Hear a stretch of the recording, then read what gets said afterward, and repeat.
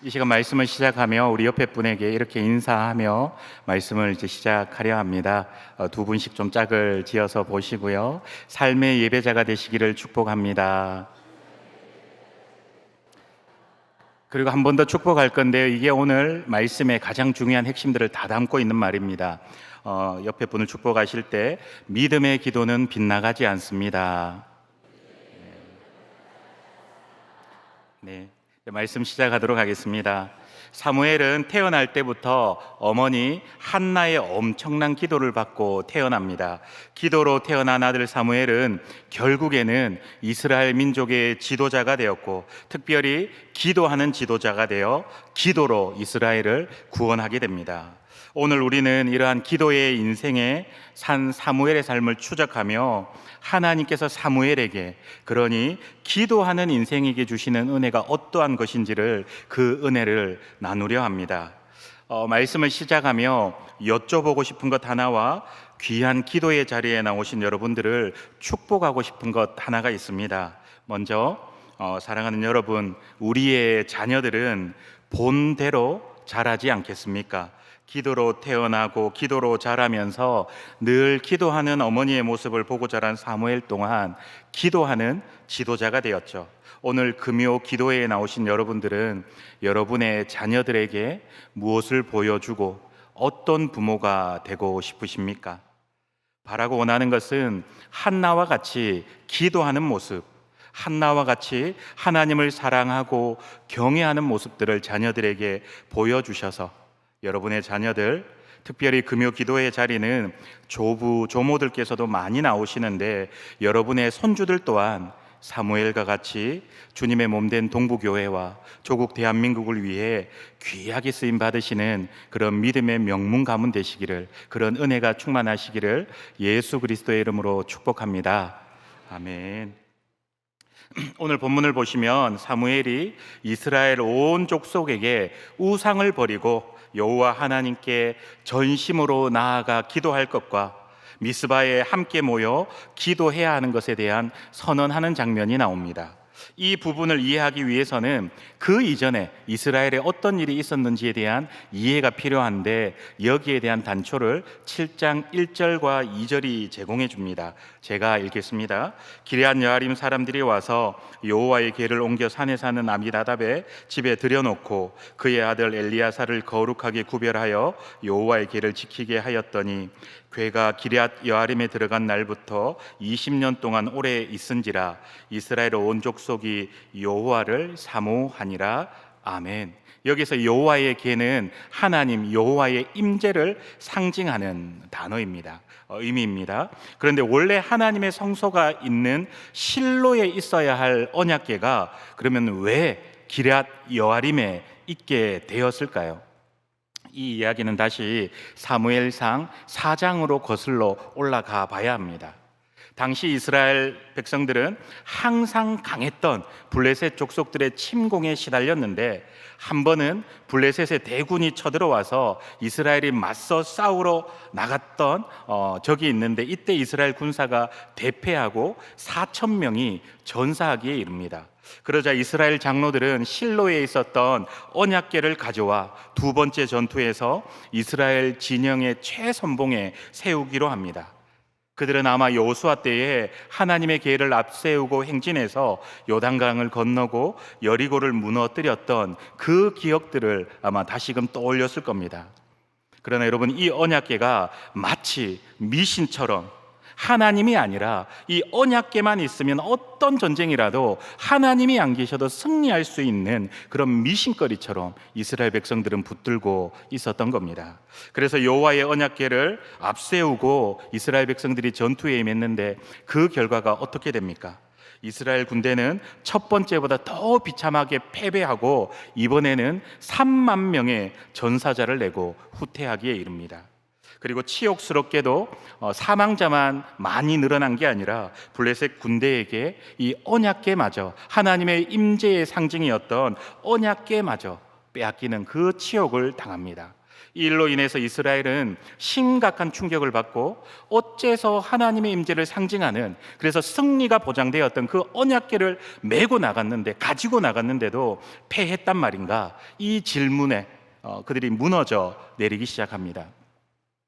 여러분, 오늘 이스라엘 백성들이 패했던 이유가 무엇이었습니까?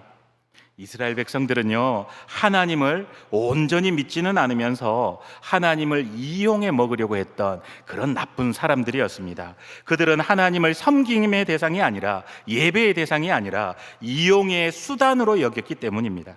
그들은 하나님을 진심으로 사랑하지도 않았고, 그들은 뒤로는 우상 숭배를 하나님보다 더 열심히 섬기고 숭배하고 있으면서도 그들의 잘못을 돌이키지도 않고 회개하지도 않으면서 그저 급하니까, 그저 위험하니까 살기 위한 수단으로 거룩한 하나님의 그 언약궤를 마치 부적이나 도깨비 방망이 같이 이용하려고 했던 겁니다.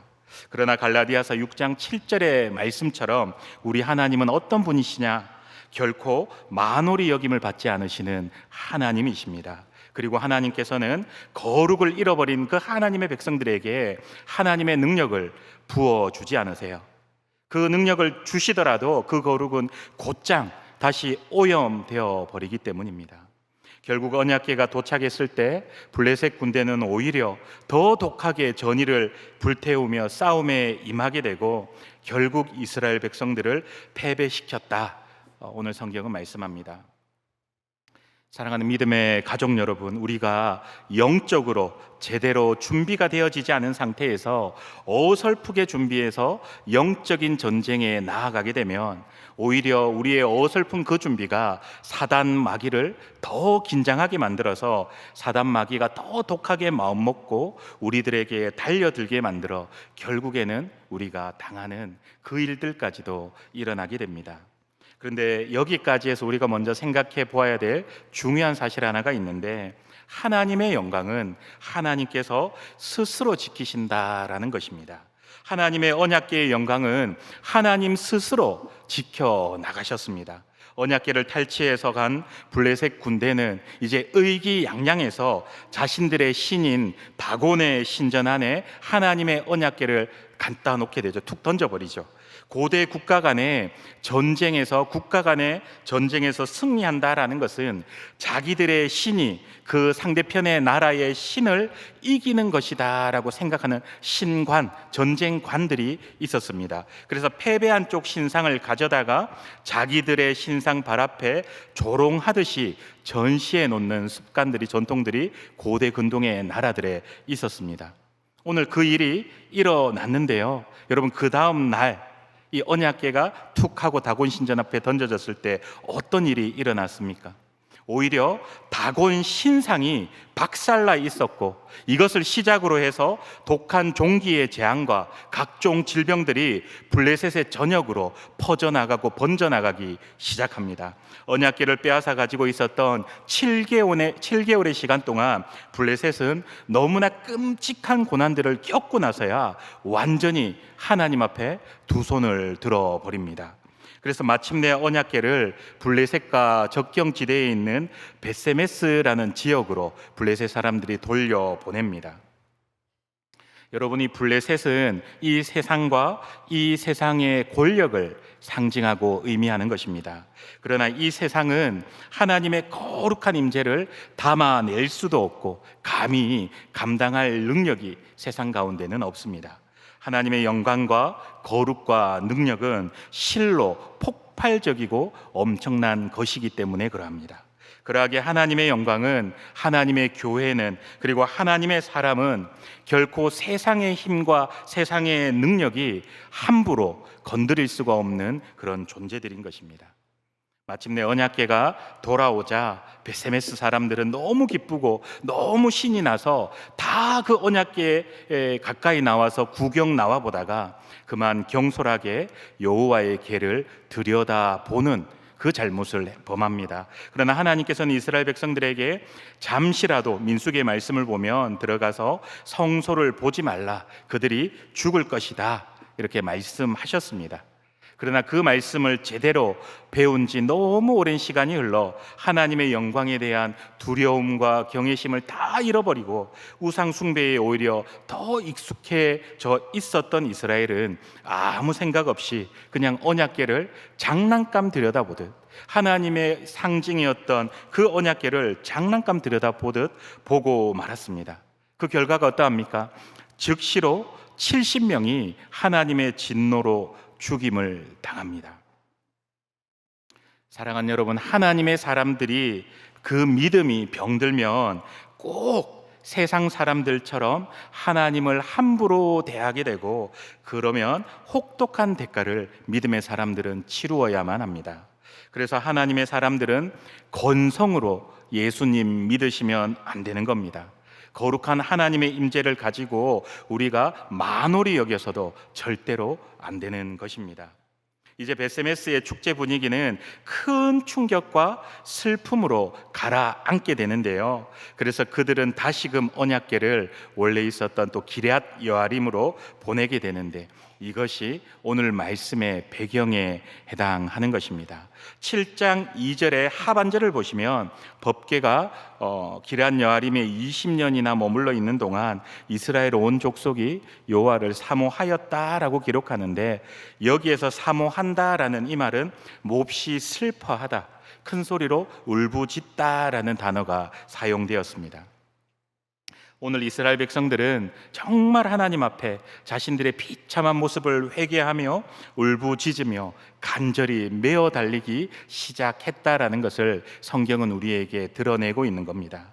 그야말로 심령이 가난해질 대로 이스라엘 백성들은 가난해졌던 겁니다. 법궤가 기럇 여아림에 있는 동안에도 블레셋은 끊임없이 이스라엘을 침탈했고, 이스라엘은 이제 법궤를 가지고도, 법궤를 앞세우고 나가도 블레셋을 이길 수 없다는 그 사실 앞에 너무나 무기력해져 있었고, 너무나 비참해져 있었고, 그 결과 블레셋에 대한 두려움에 더 이상 그 마음의 평안이 쪼그라들 대로 쪼그라들어 버립니다. 그래서 하나님 앞에 살려달라고 간절히 부르짖는 부르짖기가 시작되어집니다.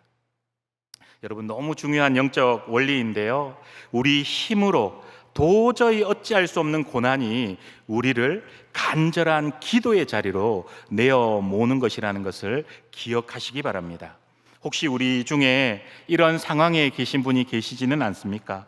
고난 가운데 더 의지할 곳도 없으시고, 이제는 누구에게 찾아가서 이 이야기를 해야 할지도 모를 그 근심과 고통 가운데 계시다 오늘 이 기도의 자리에 나오신 분이 있지는 않으십니까? 여러분, 고난이 우리의 삶에 연거푸 찾아올 때, 특별히 이해할 수 없는 고난이 계속해서 내 삶에 부딪히고 다가올 때는요, 하나님 앞에 납작 엎드려 더 기도하라는 하나님의 사인인 줄 믿으시기를 바랍니다. 오늘 이스라엘 백성들은 절체절명의 위기를 맞습니다. 누군가는 쉽게 말버릇처럼 이렇게 말들 합니다. 위기는 곧 기회다. 그런데 여러분, 위기가 반드시 기회가 되는 것은 아닙니다. 우리가 처한 그 위기가 우리의 간절한 기도를 만나야 기회가 되는 것이지, 위기를 만날 때마다 다 기회를 맞게 된다면 그것은 말이 되지 않는 것입니다. 여러분, 기도 없는 위기는 절대로 기회가 되어지지 않습니다.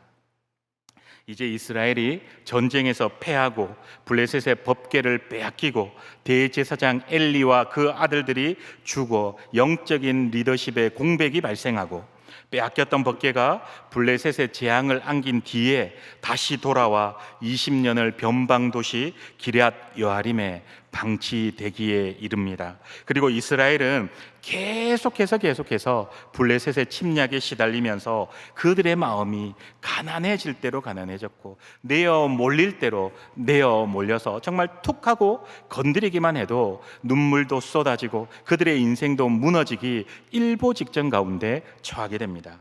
그러나 이 격동의 역사는 하나님의 사람 사무엘을 역사의 전면에 세워내시기 위한 하나님의 히든 카디오, 하나님의 방법이었습니다. 어릴 때부터 성전에서 생활하며 하나님의 종이 되는 준비를 해온 사무엘이 이제 20년의 세월이 흘러 하나님의 준비하신 그 때가 되어져 백성들 앞에 나서서 민족의 영적 지도자로 본격적인 무대에 서는 순간입니다. 우리 3절의 말씀 함께 읽기를 원합니다. 3절 말씀 읽겠습니다. 시작. 만일 너희가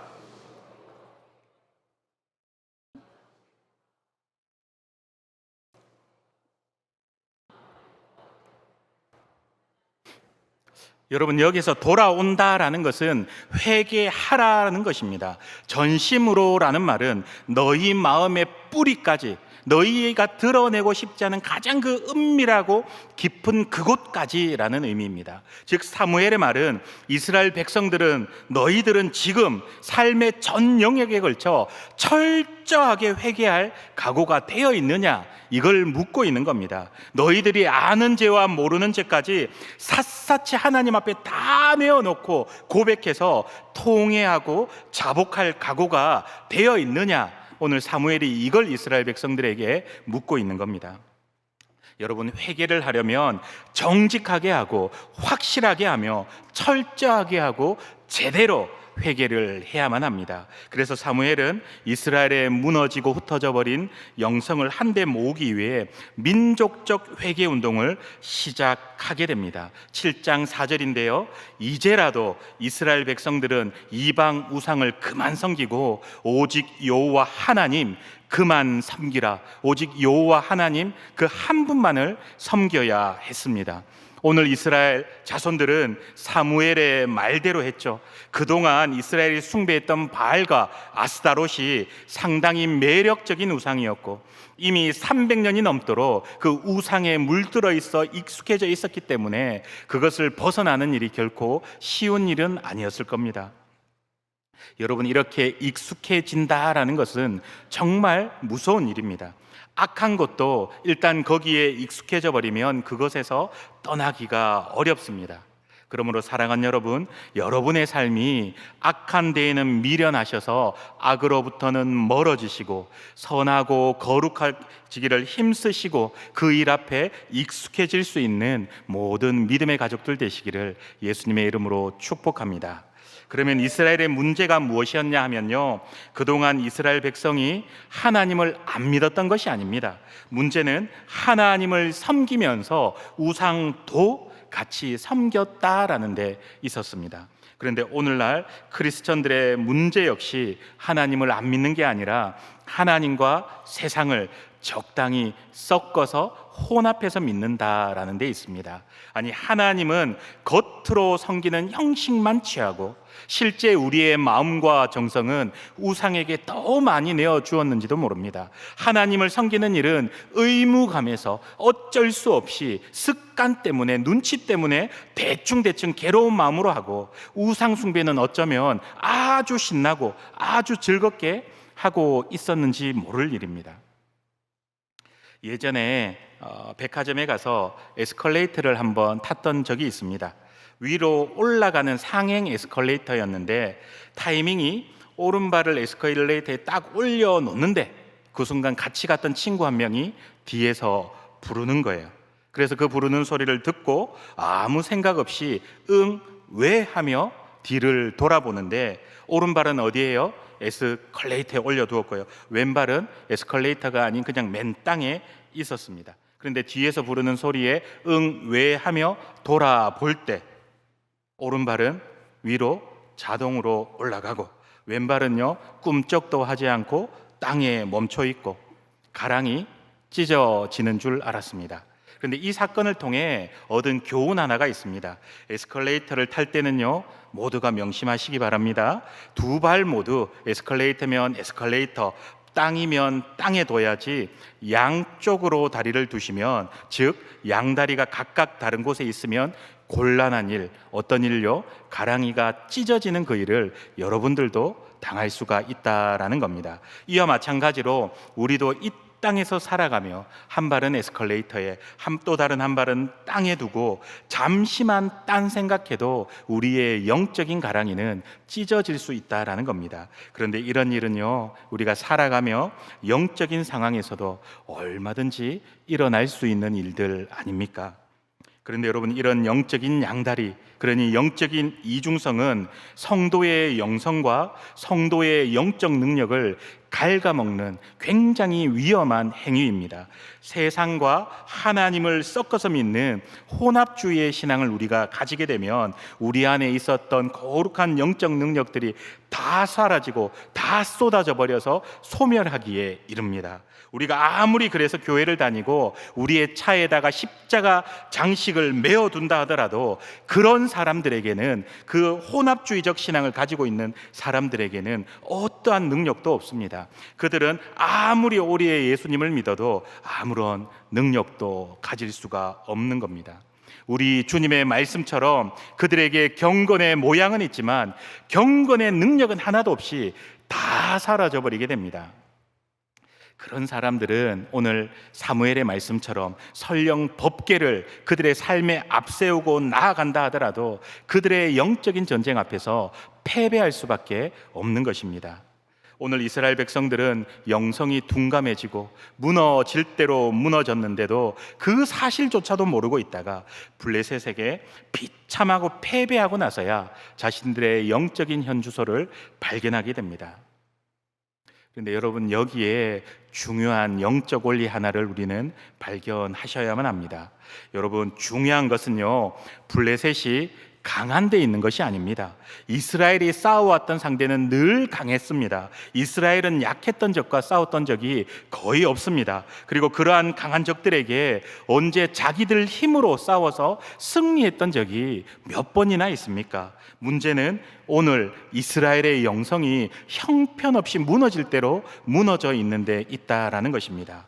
사랑하는 믿음의 가족 여러분, 영적인 양다리가 아니라 오직 원웨이, 곧 하나님께만 우리의 모든 마음을 다해 전심으로 예배하시는 그런 믿음의 사람들, 믿음의 공동체 되시기를 예수 그리스도의 이름으로 축원합니다.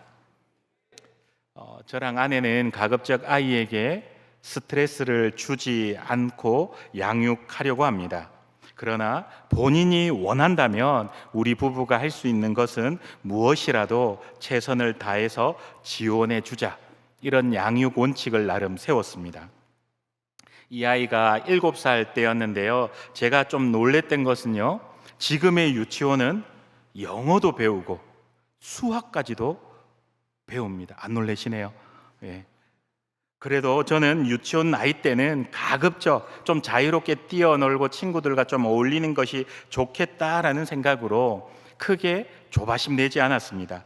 제 마음을 아이가 너무나 잘 아는 듯 아이는 정말로 영어와 수학에는 전혀 관심도 열심도 없었습니다.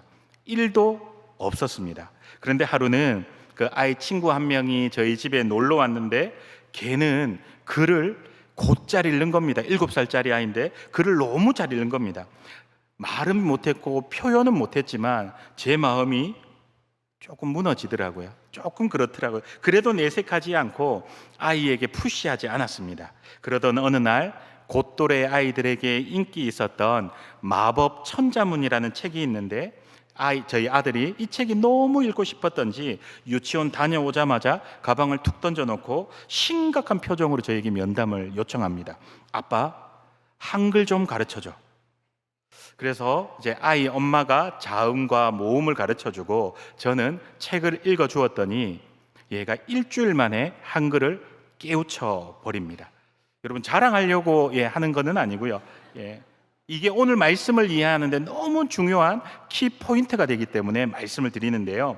여러분, 학생이 받아들일 마음밭이 준비가 되기 전까지 교사는 사실 가르치면 안 됩니다. 왜 안 되겠냐마는 준비가 안 되었을 때 가르치는 것은 효율적으로, 능률적으로 별 의미가 없고 능률도 오르지 않기 때문에 그럽니다.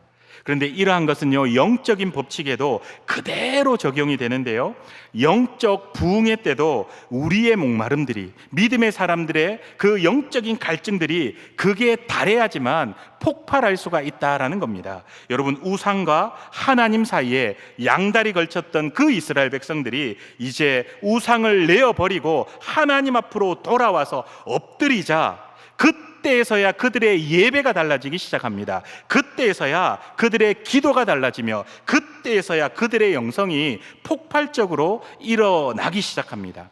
이 단계에 이르자 사무엘은 이제 민족적 기도 대성의 때가 되었다라고 판단하며 비로소 사무엘은 백성들을 미스바로 모이게 해서 영적 대부흥 운동의 시작점이 되는 기도 집회를 열게 되어지죠. 우리 7장 5절의 말씀도 함께 읽도록 하겠습니다. 함께 읽습니다. 시작. 사무엘이 이르되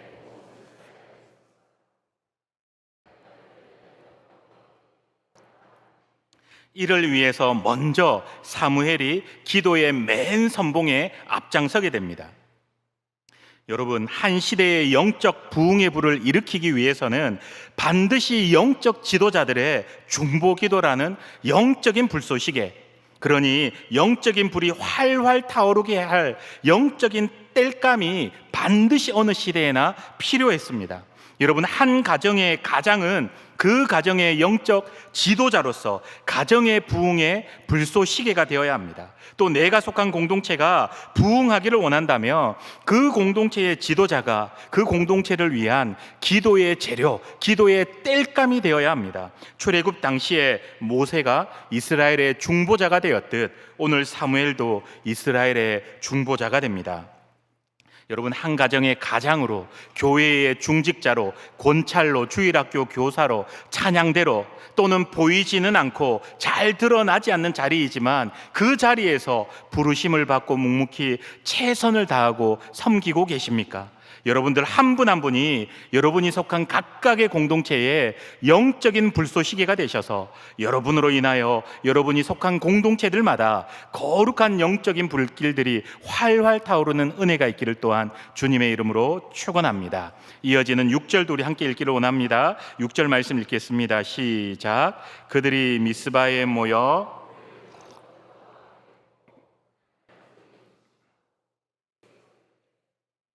여호와께 범죄하였나이다 아니라 이스라엘이 미스바에서 이스라엘 자손을 아멘. 6절을 통해서도 우리는 귀중한 영적 원리 두 가지를 그러니 기도와 금식에 대한 것을 발견할 수가 있습니다. 여러분, 기도라는 것은요, 특별히 회개의 기도는 하나님을 붙잡고 하나님의 마음을 돌이키는 기도라면, 금식은요, 하늘의 것을 위해 땅의 것을 내려놓는 거룩한 행위입니다. 금식은 먹고 마실 수 있는 나의 권리를 포기한다는 것이요, 세상에서 내가 의지하고 붙들었던 것들을 다 내려놓는 행위를 의미합니다. 그래서 금식을 하면 처음에는 힘이 빠지고 힘이 없는 것 같이 느껴지지만 나중에는 그 안에 솟아나는 거룩한 영적인 힘을 우리가 주체할 수 없을 만큼 강력한 하나님의 능력들을 우리가 경험할 수 있는 겁니다. 여러분, 성경 속에서 금식은 하나님을 향한 영적인 목마름을 불태우기 위한 것이었는데요, 예수님께서도 행하셨던 거고요, 모세도 다윗도 바울도 큰 영적인 고비들 앞에 부딪힐 때마다, 인생의 어려움에 맞닥뜨릴 때마다 기도하여 하나님을 붙들었고 금식하여 자신의 땅의 것들을 내려놓았습니다. 여러분, 기도하여 하나님을 붙들었고 금식하여 땅의 것들을 내려놓았습니다. 그리고 그렇게 기도하고 금식할 때마다 우리 좋으신 하나님 아버지께서는 하늘의 귀한 것들로 기도하는 자들의 삶을 풍성하게 채워주신 줄 믿습니다. 금식과 기도 부분으로 두 가지 적용할 부분이 있는 것 같습니다. 오늘 금요 기도회에 나오시는 분들이라면 이 기도의 부탁 드려도 될 것 같습니다. 지금 교회가 중직자들께 금식과 기도를 부탁드렸습니다. 여러분, 금식과 기도를 부탁드렸다라는 것은 우리 교회가 중요한 사항에 있다라는 의미 아니겠습니까? 어쩌면 우리 교회가 세워진 이래 그 어느 때보다도 가장 중요한 시기일지도 모르겠습니다. 그래서 부탁드리고 싶은 것은 지금 금요 기도회에 나오시는 분들이라면 모든 믿음의 가족들께서는 이 금식과 기도에 동참해 주시기를 예수님의 이름으로 부탁드립니다. 결론 부분에서 두 번째는 결론 부분에서 다루어야 할 부분이지만 여기에서 조금 당겨서 먼저 적용하려 합니다. 사무엘이 기도하기를 쉬는 죄를 범하지 않겠다라는 것은 사무엘상 12장 23절의 이 말씀은 사무엘이 사사로서는 공식적인 임무를 마치고 이제 은퇴하는 고별 설교 자리에서 이스라엘 백성들에게 전한 말씀이었습니다. 혹시 지금 이 자리에 공식적으로는 교회에서 정한 연한에 따라 직분을 은퇴한 분들이 계십니까? 사랑하는 여러분, 직분에는 은퇴가 있지만 그러나 우리의 신앙에는 은퇴가 없는 것 아니겠습니까? 그러면 하나 여쭤보겠습니다. 신앙에 은퇴가 없다라는 이 말은 우리의 기도에도 은퇴가 없다는 것 아닐까요?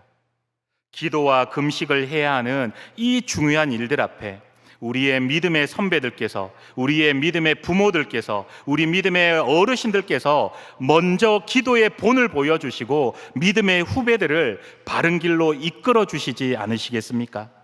여러분의 자녀들에게 내가 교회를 위해 기도하라 이렇게 말씀하시는 어른들이 아니라 얘들아, 내가 우리 동부교회 위해 기도했다. 얘들아, 내가 일평생 은혜 받은 우리 주님의 몸된 예수님의 피값으로 세운 우리 동부교회 위에 내가 기도했단다. 우리 어르신들께 특별히 조금 더 부탁드리고 싶은 것은 여러분의 자와 손들에게 기도의 본을 보여주시고 기도를 몸소 가르쳐 주시는 그런 믿음의 사람, 그런 기도의 어른들 되시기를 예수 그리스도의 이름으로 축원합니다. 이제 사무엘의 가르침을 따라 이스라엘의 지도자들은 미스바에서 종일 금식하고 다 같이 함께 힘을 모아 뜨겁게 회개하고 함께 뜨겁게 기도의 자리로 나아갑니다. 성경은 하나님의 백성들이 함께 힘을 모아 회개하고 기도할 때 하늘의 문이 열리고 이 땅이 진동하게 되어지며 하나님의 엄청난 역사가 이 땅 가운데 도래되어졌음을 곳곳에서 성경은 증언합니다. 이렇게 미스바 영적 대각성 집회를 통해 하나님께서는 이스라엘을 완전히 바꾸셔서 오합지졸들을 하나님의 강력한 군대로 바꾸어 주시고 변화시켜 나가십니다. 그것을 입증하는 사건이 바로 다음에 일어나는데 우리가 읽지는 않겠지만 화면을 띄워주시면 눈으로는 좀 따라와 주시면 좋겠습니다. 7절과 8절의 말씀입니다. 오늘 이스라엘 백성들은 기도하러 미스바에 모였는데 아마 블레셋은 이 기도의 모임을 정치적이나 군사적인 모임으로 착각했던 것 같습니다. 오해했던 것 같습니다. 그래서 군대를 동원해서 기도하러 모인 이스라엘을 공격하기 위해서 블레셋이 이동을 합니다. 전혀 준비도 안 되어 있고 무장도 안 되었던 이스라엘 백성들은 이제 자신들을 위해 하나님께 기도해 달라 사무엘에게 요청합니다. 여러분, 무언가 달라진 것을 느끼지 못하시겠습니까? 이제 이스라엘은요, 기도가 습관이 되기에 이르렀습니다. 오직 기도만이 자신들이 당한 위기를 뚫고 돌파해 나갈 수 있다. 오직 기도만이 우리의 모든 문제를 돌파할 수 있다는 그 귀중한 영적 원리를 오늘 이스라엘 백성들은 깨닫기 시작했던 것입니다. 그래서 사무엘이 기도하기 시작합니다. 그리고 그 사무엘의 기도의 결과가 어떻게 나타납니까? 하나님께서 기도하는 사무엘에게 어떤 응답의 결과를 허락하여 주십니까? 10절의 말씀인데요, 10절의 말씀은 계속 좀 띄워놔 주시면 좋겠습니다. 사무엘이 번제를 드릴 때에 블레셋 사람이 이스라엘과 싸우려고 가까이 오매 그날에 여호와께서 블레셋 사람에게 큰 우레를 발하여 그들을 어지럽게 하시니 그들이 이스라엘 앞에 패한지라. 여러분, 사무엘이 이스라엘을 위해 기도했더니 하나님께서 10절에 우레라는 특별한 방법으로 도와주셨는데, 그러면 10절이 말씀하고 있는 우레는 어떤 것이고 무엇을 상징하는 것일까? 성경에 기록 많은 이것을 추적하는 데 한계가 있어서 주석들을 찾아봤는데요, 이 우레에는 크게 세 가지 의미가 있었습니다. 첫 번째, 가장 주류를 이루는 건강한 신학적 해석은 이 10절의 우레가 하나님의 직접적인 임재와 개입, 그러니 신현이자 하나님께서 이스라엘을 대신해서 싸우시는 신성한 전쟁의 신호탄을 울리셨다라는 겁니다. 여러분, 이게 무슨 말이냐면요, 구약 가운데서 우레는요 자주 여호와의 소리로 예표, 대변되었던 상징물입니다. 그러니 우레는 단순한 자연의 천둥의 소리가 아니라 온 우주를 통치하시는 창조주 하나님의 어미하신 음성이 물리적 현상으로 기도한 이스라엘 백성들에게 응답으로 나타난 겁니다. 두 번째, 이 우레는요, 블레셋의 우상인 바알에 대한 신학적 심판의 의미를 가지고 있습니다. 역사적, 문학적 배경을 고려할 때 이 우레는요, 블레셋 사람들이 섬기던 우상에 대한 강력한 신학적 조롱이자 심판의 결과였습니다. 이게 무슨 말이냐? 블레셋을 비롯한 가나안 문명에서 우레와 번개 그리고 비를 주관하는 신은 하나님이 아니라 바알이었습니다. 그들은 바알이 구름을 타고 다니다가 그들이 마음이 동하는 곳에 우레로 자신의 권능을 베풀어 주는 신이 바알이라고 믿었습니다. 그러나 오늘 미스바에서 큰 우레를 바라신 분은 바알이 아니라 이스라엘의 여호와, 만군의 여호와 하나님이셨던 겁니다. 하나님께서는 블레셋의 주 무기이자 그들이 철석같이 믿었던 그 우레를 빼앗아뜨려서 오히려 그들에게 역공을 가하심으로써 진짜 이 땅의 주인이 누구냐, 진짜 온 땅의 통치자가 누구인가를 블레셋과 이스라엘 백성들 모두에게 보여주신 사건이 이 우레를 바라신 사건이라는 겁니다. 세 번째로, 우레는 회개와 중보 기도에 대한 응답입니다. 이 우레가 여러분 언제 떨어졌는지가 신학적으로 너무나 중요합니다. 한 번 더 넘겨주시면요, 본문 10절은 사무엘이 언제요? 번제를 드리고 부르짖을 때 우레가 발했다, 우레가 떨어졌다, 그렇게 기록합니다. 여러분, 이스라엘은 당시 블레셋의 철기 문화의 무기에 대항할 물리적인 힘이 없었던 나라였습니다. 그들이 취했던 행동은 그래서 금식과 회개 그리고 사무엘의 중보 기도뿐이었죠. 그러나 하나님께서는 이스라엘의 진정한 회개를 기쁘게 받으셨고 그 응답으로 우레라는 초자연적인 권능을 허락하셨던 겁니다. 즉, 우레는 너희가 내게 돌이키면 내가 너희를 책임져 주겠다라는 하나님의 언약적 신실함의 확증의 표징이라는 겁니다. 여러분, 사무엘상 7장 10절의 우레는 단순한 기상이변도 아니요, 우연히 일어난 현상이 절대 아닙니다. 그것은 죄를 회개하고 자신들이 돌이켜 하나님만 의지하겠다 고백하는 하나님의 백성들을 위해 이방의 거짓 신이요, 그 바알을 비웃으시며 친히 싸우시는 하나님의 장응한 심판이었던 겁니다. 여러분, 수백 년 동안 이 블레셋의 위협 아래 항상 그들을 두려워하며 덜덜 떨던 이스라엘 백성들이 이제는 완전히 달라져서 하나님의 강한 군사가 되어 블레셋 사람들을 추격하고 추적해서 국경선 너머까지 몰아붙이는 일이 이제 시작됩니다. 그들은 이 기적 같은 승리를 맛보았고 너무나 감격하여 승리의 돌탑을 세우며 이렇게 고백합니다. 에베네셀의 하나님, 하나님께서 여기까지 우리를 도우셨습니다. 그런데 여러분, 오늘 사무엘이 돌을 취하여 에베네셀이라 고백한 그곳이 어떤 곳이었는지 아십니까? 20년 전에는 블레셋에게 패하여 하나님의 언약궤를 빼앗겨버렸던 수치와 치욕과 고통의 땅이었습니다. 사무엘상 5장 1절은 블레셋 사람들이 하나님의 궤를 빼앗아서 에베네셀에서 아스돗으로 가져갔다라고 기록합니다. 그러면 5장 1절에서 7장 10절 사이에 도대체 어떤 일이 일어났느냐 하면요, 7장 5절과 6절인데 자막은 없습니다. 제가 읽어드리겠습니다. 먼저 5절입니다.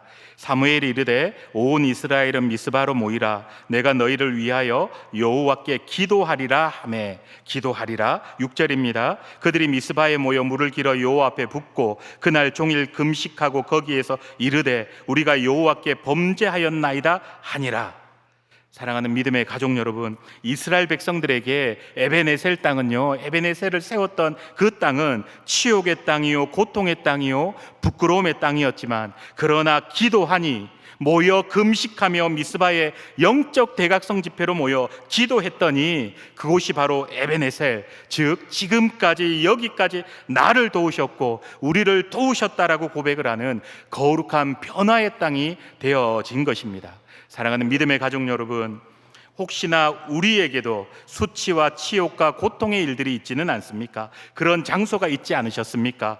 우리 삶의 모든 문제들과 모든 고통거리들이 하나님께 나와 기도함으로, 금식함으로 하나님의 에베네셀의 은혜로 변화되어지는 그 믿음의 놀라운 축복들이 우리 믿음의 가족의 삶들에 일어날 수 있기를 예수님의 이름으로 축복합니다. 아멘.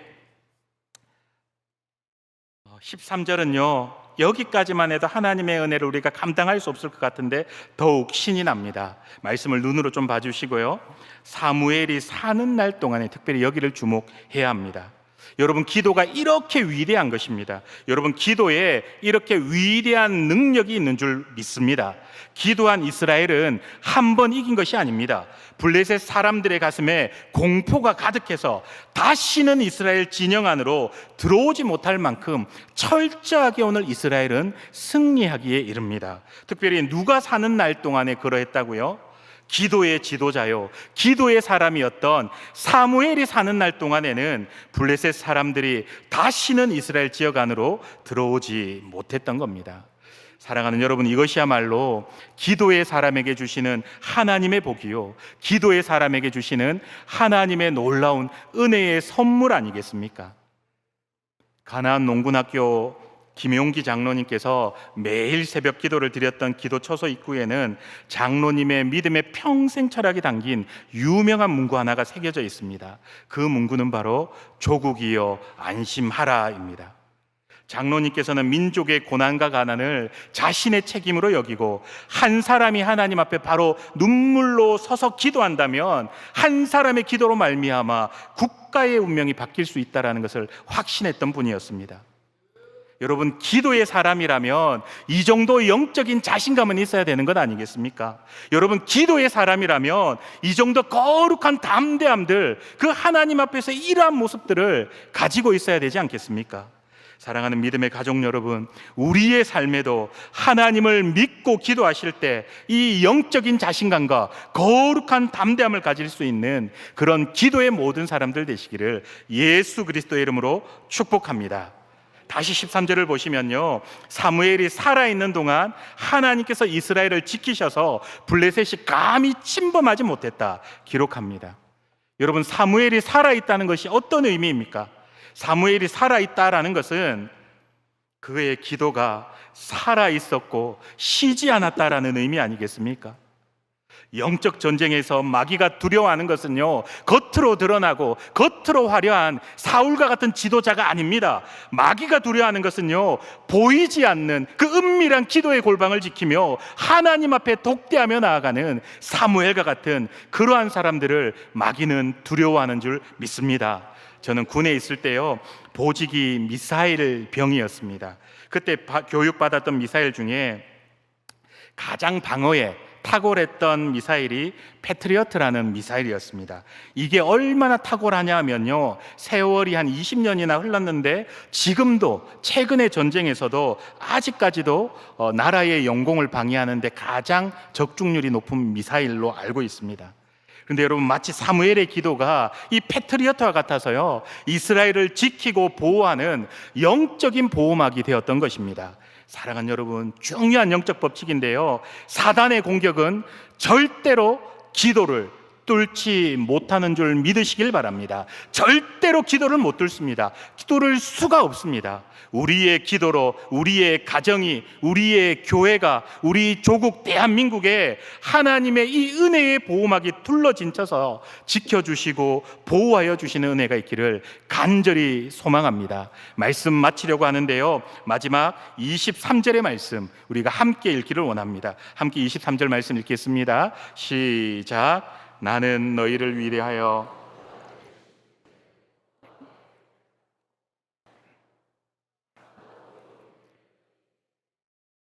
여러분, 여기에서 우리가 주목해야 될 단어 두 개가 있습니다. 하나는 죄라는 단어이고요, 하나는 가르치다라는 단어입니다.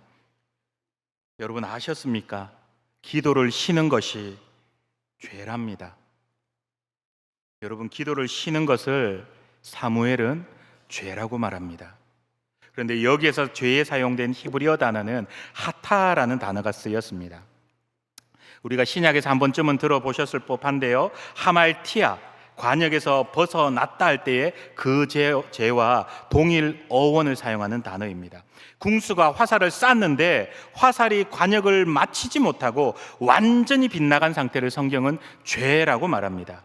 여러분, 오늘 이스라엘 백성들의 비극이 무엇이었습니까? 그들은 하나님을 믿지 않았던 것이 아닙니다. 하나님도 섬기면서 바알도 함께 섬기는 영적 양다리를 거쳤던 사람입니다. 에스컬레이터에 한 발을 올려두고 다른 발은 땅에 두며 가랑이가 찢어지듯 하나님과 세상을 섞어버린 혼합주의의 신앙은 결국 우리 삶의 목적지와 간역을 완전히 하나님으로부터 벗어나게 멀어지게 하는 것이라는 겁니다.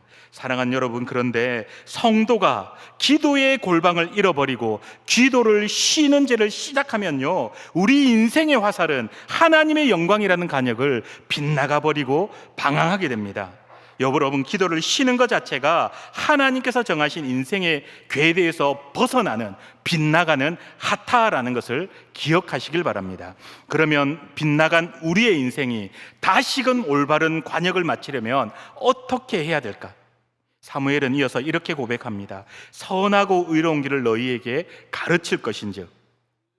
여기에서 사용된 가르치다라는 단어는 야라라는 히브리어가 쓰였습니다. 그런데 야라는 꽤 독특한 단어인데요, 기본적으로는 물이 흐르다, 비가 내리다라는 의미인데 이게 동사로 사용되게 되면 화살을 쏘다, 관역을 겨누다라는 의미의 단어입니다. 그러니 성경이 말하는 참된 가르침과 교육은 단순한 지식을 말하는 것이 아닙니다. 자녀와 성도들의 마음속에 하나님의 말씀을 물처럼 흘러보내어 그들의 인생이라는 화살이 하나님이라는 정확한 가정을 향해 날아갈 수 있도록 방향을 정확하게 하나님께 잡아 겨누는 것, 이것이 진짜 야라, 그러니 가르침이라는 겁니다.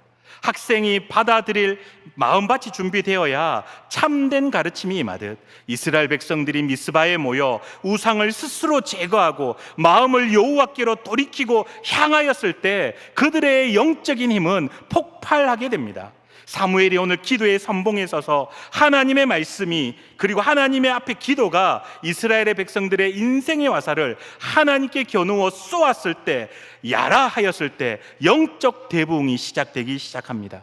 사랑하는 여러분, 우리가 기도로 인생의 방향을 하나님께 정확하게 겨누고 기도를 쉬는 죄에서 돌이킬 때 하나님께서는 우리의 삶과 인생 가운데, 우리의 가정 가운데, 우리의 교회 가운데, 조국 대한민국 가운데 큰 우레를 바라셔서 우리 앞길을 가로막는 모든 블레셋 군대를 물리쳐 주실 줄 믿습니다. 이제 말씀 맺으려고 하는데요, 미스바 대성의 사건 이후에 다시 20년의 세월이 흐릅니다. 이때 이스라엘 역사 앞에서 중요한 사건 하나가 일어나는데, 사무엘은 늙었고 사무엘의 아들들은 부정부패를 너무 많이 저질러서 믿을 수가 없으니 이스라엘 백성들이 자기들에게도 왕을 세워달라 요구하기에 이릅니다. 그리고 우여곡절 끝에 사울을 왕으로 세우고 사무엘은 사울 왕에게 모든 정치적 리더십을 넘겨주며 일선에서 물러납니다. 그러면서 이스라엘 백성들을 영적으로 마지막으로 자신은 다시는 그 일을 설 수 없다라는 것을 알고 마지막으로 일깨우는 설교를 하는데, 그 말씀이 바로 사무엘상 12장 23절이었습니다. 이 말씀을 조리면 한 문장으로 조릴 수가 있습니다. 쉬지 말고 기도하라. 사랑하는 믿음의 가족 여러분, 오늘 이스라엘 백성들에게 하는 이 사무엘의 고별 설교는 그들에게만 주시는 하나님의 말씀이 아니라 오늘을 살아가는 저와 여러분들에게 주시는 하나님의 음성이어야만 합니다. 아니, 추상과 같은 하나님의 생명의 말씀으로 이 시간 여러분들의 심령을 찾아가셔서 여러분의 심령을 관통하시는 그 은혜의 말씀, 그 능력의 말씀이 되어지기를 예수 그리스도의 이름으로 축원합니다. 쉬지 말고 기도하라. 쉬지 말고 기도하라. 쉬지 말고 기도하라. 사랑하는 여러분, 우리의 영성을, 우리의 인생을, 우리의 가정과 우리의 자녀들을, 그리고 우리의 교회를 강하게 유지할 수 있는 유일한 비결은 쉬지 말고 기도하는 것인 줄 믿습니다. 누가 그러더라고요. 악마의 친동생이 설마랍니다. 기도 안 한다고 설마 어떻게 되겠냐? 그리고 기도한다고 그게 되어지겠느냐? 그러나 우리 주님은 어떻게 말씀하십니까? 기도 외에는 이런 유가 나갈 수 없다, 곧 능력이 나갈 수 없다, 우리 주님 말씀하십니다. 사랑하는 믿음의 가족 여러분, 지금이야말로 우리가 하나님 앞에 더 깊이 나아가 기도하고 기도해야 하지 않겠습니까? 그 어느 때보다 기도가 필요한 시기에 쉬지 말고 기도하시고 항상 기도하시고 범사에 기도하시는 기도하는 믿음의 공동체 되시기를 예수 그리스도의 이름으로 축원합니다. 이 시간 우리가 찬양하며 기도의 자리로 나아가기를 원합니다.